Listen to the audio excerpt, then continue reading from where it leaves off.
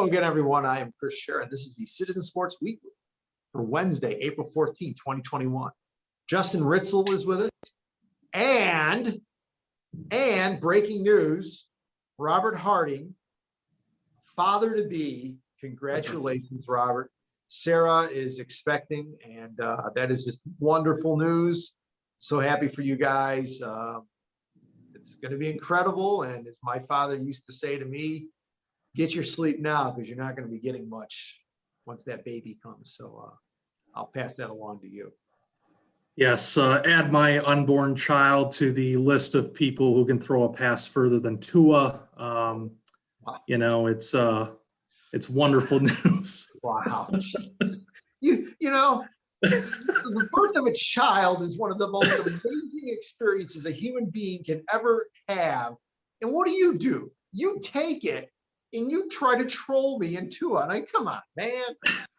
Really, I'll tell you this. Too easy. I'll tell you, I'll buy that kid a Dolphins jersey, man. I'll tell you that right then and there. Maybe I will get the toddler Tua jersey. I think that'd be good. Well, Robert will need a lot to wipe his baby's bum with, so. That's right. Yeah, well. I will need baby wipes. An Aaron Rodgers jersey to clean up too. So, all right, let's get to it. We got some great sports topics to talk about. We'll get right off the bat with the Buffalo Bills, the Buffalo Sabres. There is discussion already that they will be able to have full capacity at their games next season. And of course, for the Bills, that'd be September, and for the Sabres, that would be October, most likely, if the NHL season is normal again, if all the fans and staff are vaccinated. And Robert tells me that there's been some controversy about this. I think this is Erie County's doings because they own the facilities or they run the facilities where these teams play. Personally, my thoughts, great.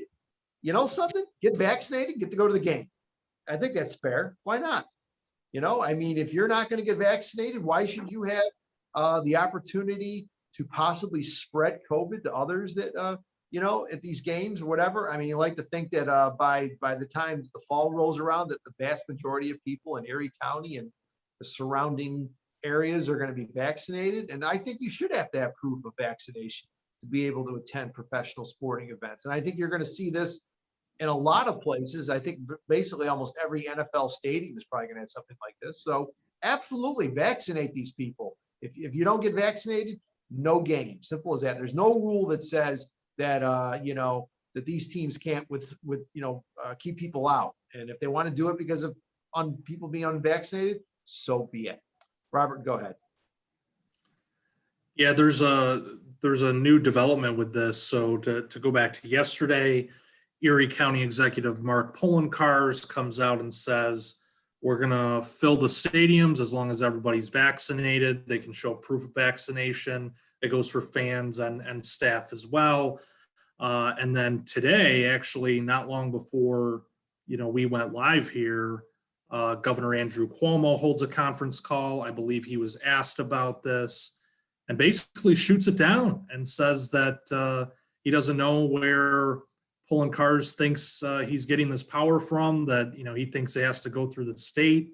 The state does not own these facilities. So I think that this is just kind of a state and local power struggle we're seeing play out here. Erie County owns both of these buildings, the newly named Highmark Stadium in Orchard Park, and then KeyBank Center in downtown Buffalo. You know, my thoughts on this, look, you know, there's some within the Bills organization that I don't think have taken vaccinations too seriously. Rachel Bush, the wife of Jordan Poyer, comes out, basically dismisses the vaccinations. She's not getting them, all this other stuff, using her large audience as a social media influencer to spread some misinformation about COVID vaccinations, which is, you know, nice for the Bills to be associated with indirectly. Josh Allen does an interview last week and says, you know, oh, it's a personal decision. You know, he's debating it, all this other stuff. Look, you guys know I'm the Bills fan on the video, but this is absolute BS what these people are doing about the vaccinations. I have a healthcare worker in my family. She was among the first to be vaccinated, and it provides, it's effective. It's proven at this point these vaccinations work. I don't know where these people, whether you're an athlete or a social media influencer, get off, using their platform, whether intentionally or not, to create this, hesitancy or uncertainty about the vaccinations. As far as what Erie County is trying to do, look, the whole purpose of the vaccination, and when you talk to health experts like I have, the purpose of this is to, it's the light at the end of the tunnel. It's to get us to the other side of this thing where we can go to football games again. Maybe Justin at some point will be able to go back to Lambeau. Chris, maybe you'll go back down to that minor league team in South Florida. I'll be able to get in for a Bills game or a Sabres game. But the whole point of the vaccination is to unlock this return to normalcy. And it's interesting, and I see this within my own family that, we have this. A lot of people are getting vaccinated. I don't know about you guys. I've gotten vaccinated. I'm fully effective as of last week. I did this so that I could get back to normal, so I can do normal things again. Seems to me there's some people out there that want the benefits of that without getting the shot. And you know what? Get the shots, and then we can talk about what you want to do. Look, I think that what the plan is here is great. If we can get full stadiums with people vaccinated, excellent. I know that there's some hesitancy about vaccine passports and that. I get that. I don't think it's suitable for all environments. But when you're talking about something like a stadium with people packed together, maybe a theater too, maybe you have to consider something like that for that. But overall, people should just get vaccinated. There's a lot of proof out there, a lot of facts out there, if you don't believe me, but people just need to get their shots. And so we can get past this. Enough debate, enough of the spats. Shut your damn mouths and get vaccinated. Could you imagine if Josh Allen does not get vaccinated and Erie County says, no, you can't come in the stadium since you haven't been vaccinated? And Oh, Josh- don't worry. He'll still be allowed in South Florida to rough up your bum team. So I don't, and Mitch he won't even have to wear a mask to do it. So who cares? But starting quarterback for the Buffalo Bills, Mitch Trubisky. Yeah, there we go. That'd be fun. Oh yeah. Justin, go ahead. Your thoughts on this? Chris, you're throwing an awful lot of shots at a quarterback who's thrown more touchdowns in the last year than your quarterback's have in about 5 years. So take it easy. Wow. Well, look at he's sticking up for Mitch Trubisky. This is crazy. No, I said nothing of Mitch Trubisky. I'm talking about the starting quarterback of the Bills that's probably going to torture your franchise for the next 10 years. Well, we'll see. Listen, this isn't unique to the NFL.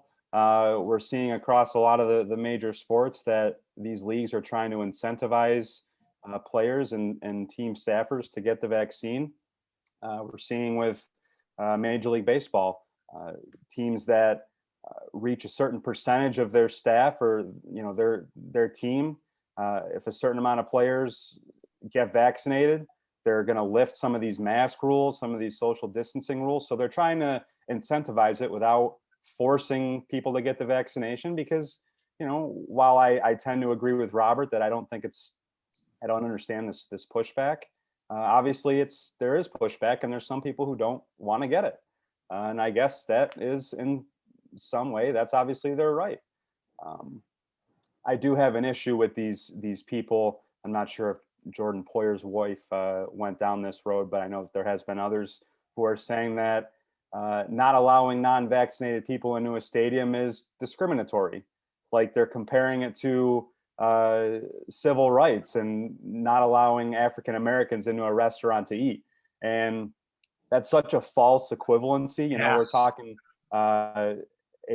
a moral issue versus a health issue. If you're not vaccinated, I'm sorry, you're posing a risk to other people. So it's well within the stadium's rights or the team's rights to not allow you into their facility. So we'll see. It's like everything, as much as people want to keep sports and politics separate, this is obviously going to be another politicized aspect of our sports fandom. We'll see where it goes, but I just look forward to, fully filled stadiums. I'm surprised a little bit, honestly, that a county in New York State is willing to kind of take that big major step, but I applaud it, and I hope that other states follow suit. Yeah. No, it's just, like I said, you scratch your head and you're like, look, we all had to get vaccinated to be able to go to school. We all had to get certain vaccines to be able to go to school. School True. districts in New Right. York State, if you don't have certain vaccinations, you can't go to school. It's as simple as that. And again, this is to me a very similar thing, that if you don't get vaccinated, there's certain things you should not be able to do. And I think those include, like Robert said, a football stadium where everybody's packed in together, that everybody should be vaccinated or you don't get in. And if you don't have proof of it, then you don't get in either. Simple as that. Well, It's a public safety issue. Well, look at it like this, to play high school sports, you have to go get a physical, checkup with your doctor and present paperwork to your school district just to play sports. Is that really that much different than this? I don't think so. And yet no one pisses and moans about, going to see their doctor so they can play high school lacrosse. It's just kind of an accepted thing. I don't really see the difference here. Yeah, I mean, look, there's a lot of things. I mean, like you were saying, that denying service. I mean, look, if I try walking into a restaurant barefoot and bare chested, they're not going to serve me. Okay, they have that right because they have rules about sanitation and cleanliness, and you just don't walk in off the beach with no shirt, no shoes, no service. And to me, this is similar to that in a way that you need to be vaccinated to be able to go to these places. And if a private business wants to say, nope, we're not going to accept your patronage because you're not vaccinated, we feel that you could be a danger to our customers or our staff, they're within that right. And I agree with them 110%. So, all right, let's move on to our next topic. Major League Baseball, the sport that just can't get it right even when they try. So this is coming off of replay. I guess there were two incidents involving MLB replay not getting it right, incredibly, which is amazing. The Mets, there was one of their batters, Conforto, was hit by a pitch, which was borderline, I guess, and it won the game for them. And then the Phillies had a player who did not touch home, yet they called them safe and they gave a run. And, of course, that factored into the game. Look, I've always been a big proponent of replay back to the 80s when the NFL started using it. To me, the idea is to get the call right. And replay is a tool to get the call right. If you don't get the call right using replay, I don't know what to say, because to me, it just shows you have incompetent people that are using replay or running replay and don't know what they're doing. And they should not be doing it, okay? I mean, look, we have high definition cameras now. We have 4K. We have cameras all over the field. We have drone cameras. We have all these cameras all over the place, different angles. And you're trying to tell me that they still can't get it right after all this? It just shows you the ineptitude of MLB, their administration, that they can't get the right people to do these things. Now, look, the vast majority of calls are done correctly. We'll give you that. But for these two egregious mistakes coming so close to each other, there's really no excuse for it. And MLB,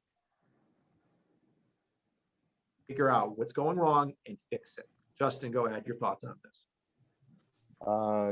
Again, this is not unique to Major League Baseball. Replay in every sport has its issues. It doesn't matter if we're talking NFL, hockey, basketball.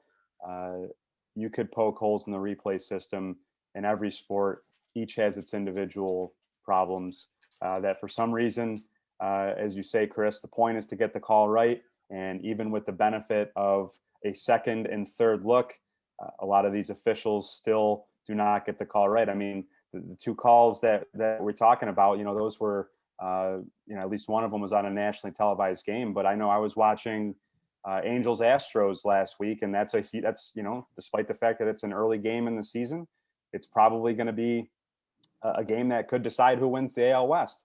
And the Astros, the team that cheated to win a World Series, I might add, they had a player who slid near home plate, tried to, slip their hand back and touch home for the run. The umpire was right in position. He was on top of the plate, and he ruled the player was safe. But it was clear on replay that he did not ever touch home plate, and he was tagged out. But when the call went upstairs or to New York or wherever the basis is, or the base for these replays, the guy said to the umpire, nope, he's still safe.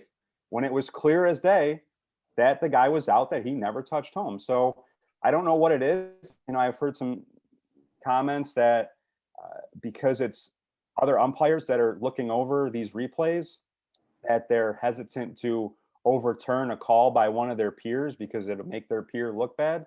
Oh, Do we God. not have umpires be reviewing it? I mean, again, it's about, as you said, getting the call right. And if these guys are too much, too afraid to overturn a call, then you shouldn't be in the booth reviewing it. But that opens the question, well, who should be looking at it?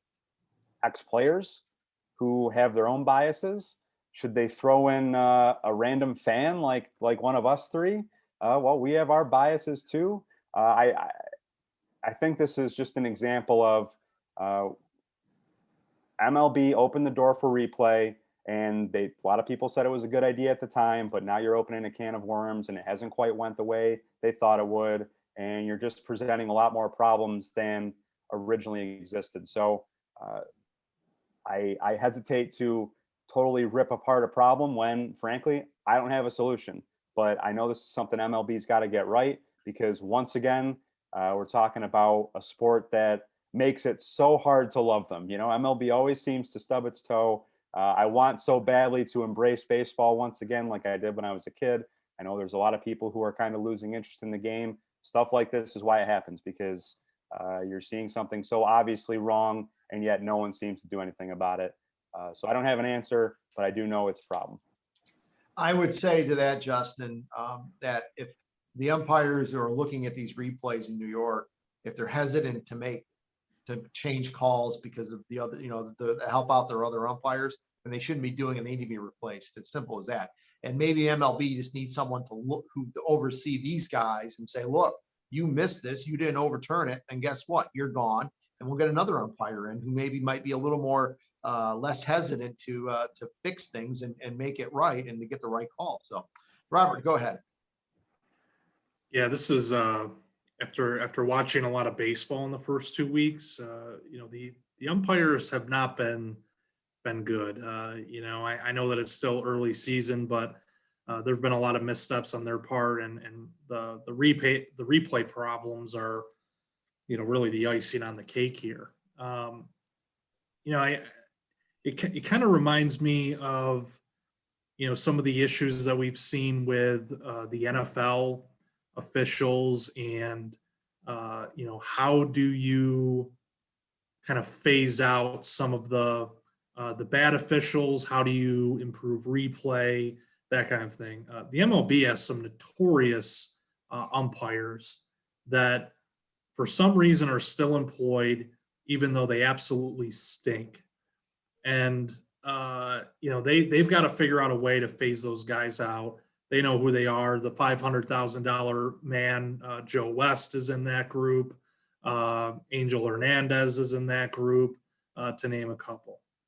No, it's the union. That's they have a union, and their union will stick up for them. I'm pretty sure that the NFL referees have a union too. So I mean, the bottom line is that you've got to figure out a way that there's some accountability here with this. As for the replay part of it, they need a better system. The MLB has not figured out how to do replay well. I think some of the other leagues have much better systems for doing this. And to Justin's point, I think you need someone, for all the the criticisms of a guy like Dean Blandino in the NFL. He was never an official, but at least he was he brought an independent eye to it. He wasn't a buddy of the officials like Alberto Riveron there, who really screwed the pooch during his tenure as the head of officiating.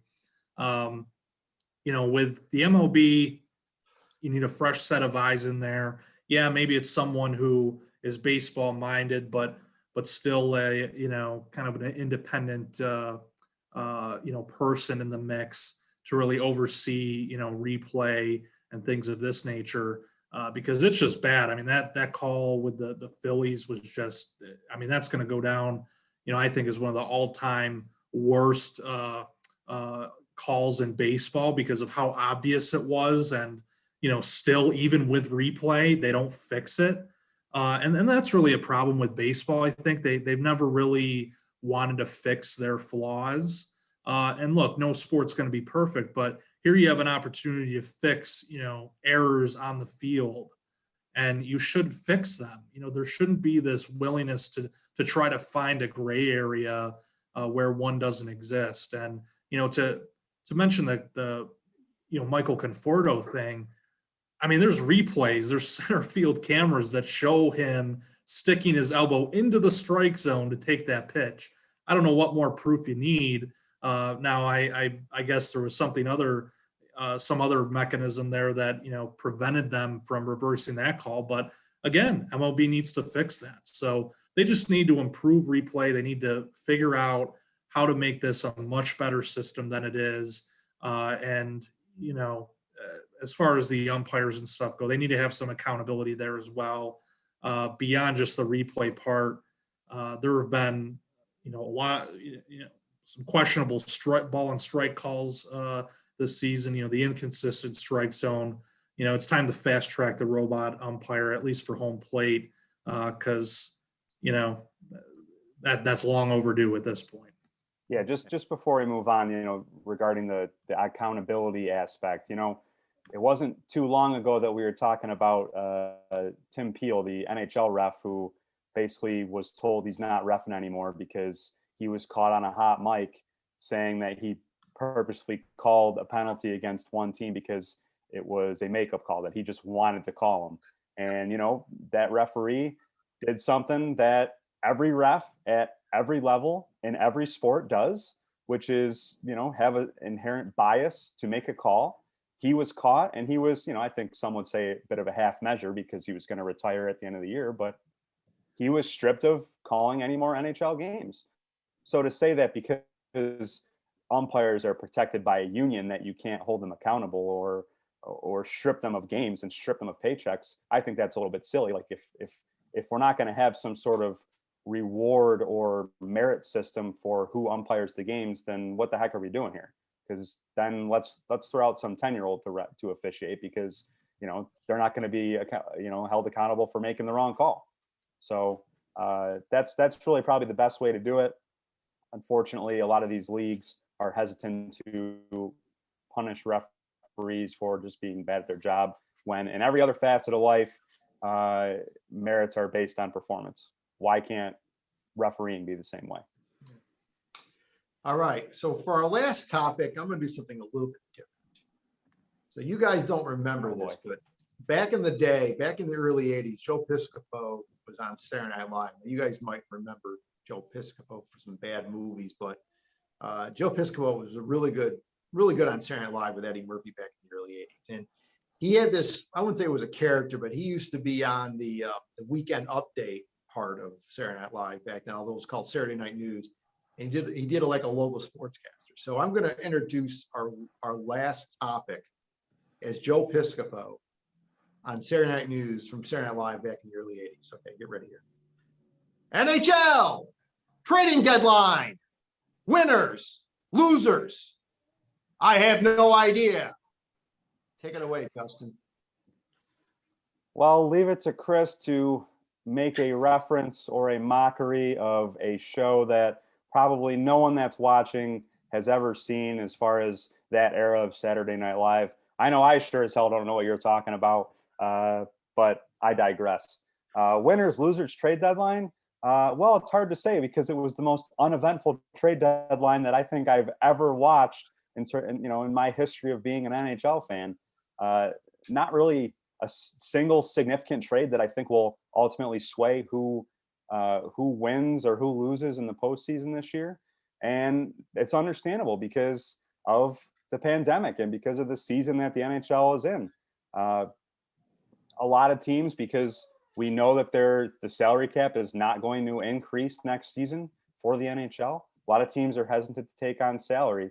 And I think a lot of teams inadvertently admitted that they're not super in on trying to win this year because it's going to be looked at much like the bubble postseasons were last fall. It's going to be looked at a little less compared to a normal season. So, hey, if you're the Colorado Avalanche or the Toronto Maple Leafs, these teams that really, really have a shot to win the cup, I know for Maple Leafs fans out there, that's probably a bit of a shock considering their history of choking in the playoffs. But if you're not one of those teams, if you're kind of in the middle, you're fighting to get into the playoffs, what is your incentive to really make a run at it?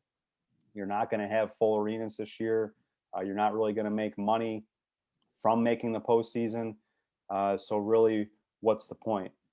I will say for teams like the Sabres, like the Ducks, that have absolutely no chance at making the postseason this year, if you weren't selling everything that you possibly have of value, I'm kind of wondering what the hell you were doing. At least the Sabres traded Taylor Hall.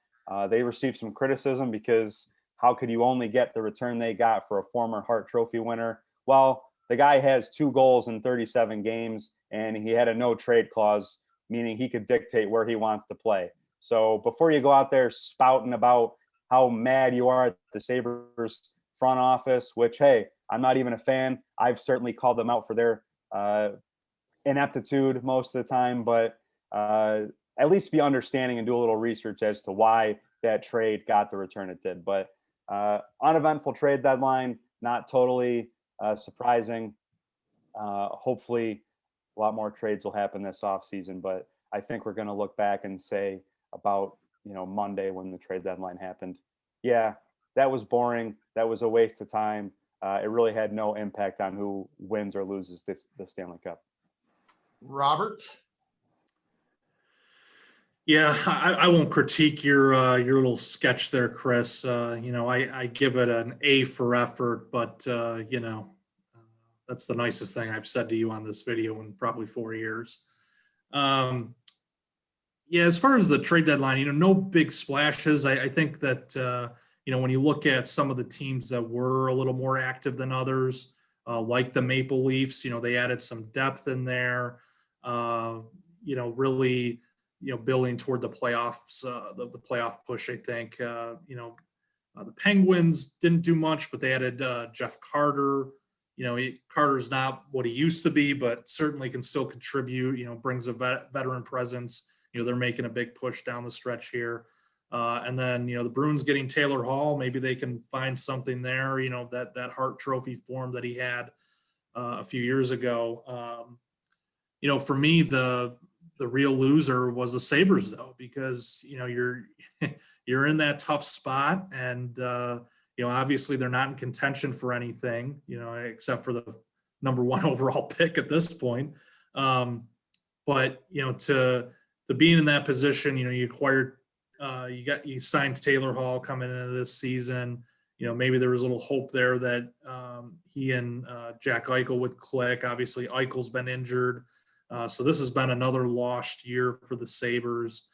They gave away Taylor Hall for basically a bucket of pucks. And, really, this team's at rock bottom. They're giving away players for nothing because they have no choice. That no movement clause obviously didn't help, but wasn't a great trade deadline for the Sabres. Hasn't been a good 10 years for the Sabres, really.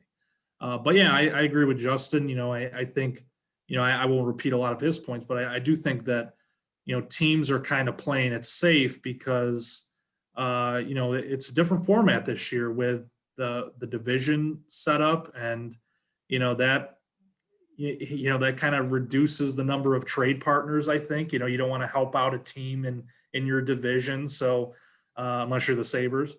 But I think that certainly plays into it. You look at all the Canadian teams, they're all in one division. So, not a whole lot of trades probably happening there, but also just the COVID protocols with, the cross-border factor. There's that quarantine, I believe, basically like you have to quarantine for a week. I think that probably played a factor too in some trades that, maybe teams didn't want to be as active. So it's going to be interesting though, seeing how it goes from here. Obviously they're coming up, nearing the end of the regular season, and then, they have this playoff format again within the division. So it's going to be competitive. It's just going to be different. And, they've taken kind of a different approach each year they've done this now in COVID. And so, or each season, I should say. And, so it's going to be interesting down the stretch here, but yeah, I agree with Justin, an uneventful trade deadline. All right, folks, that's it for this week's show. Again, Robert, congratulations to you and Sarah on your big news. It's going to be Thank you, Chris. going to be fun as time goes by, and yeah, it'll be interesting. We'll have some baby pictures to show on this show eventually. So, all right, folks, Justin, good seeing you too, and everyone else, thanks for watching, and we'll see you next week.